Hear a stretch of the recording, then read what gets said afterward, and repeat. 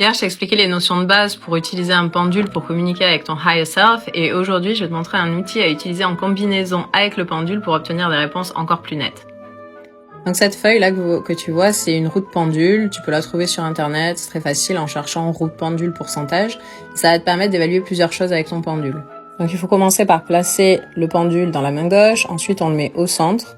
Ensuite, on peut lui poser notre question. Donc, par exemple, est-ce que je suis aligné avec tel ou tel projet? Disons que tu veuilles monter une entreprise. Tu sais pas si c'est la bonne chose à faire. Tu peux lui demander. Si il te donne une réponse en dessous de 80%, en général, ça veut dire que c'est pas la bonne voie à prendre et que dans l'immédiat, il vaut mieux laisser tomber.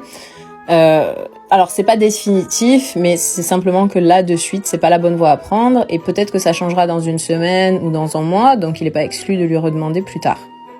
Cela dit, comme je le disais hier, si tu as vraiment une bonne intuition sur un projet, c'est ton intuition qu'il faut toujours écouter en priorité.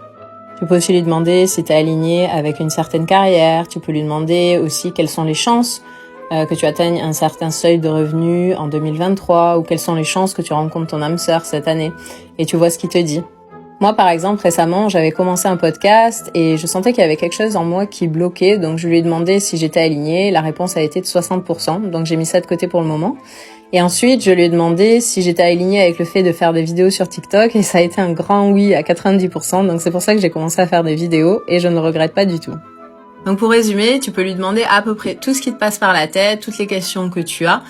Et les seules choses à se rappeler avant d'utiliser le pendule, c'est qu'il faut se sentir bien, il faut être de bonne humeur et demander la protection à tes guides.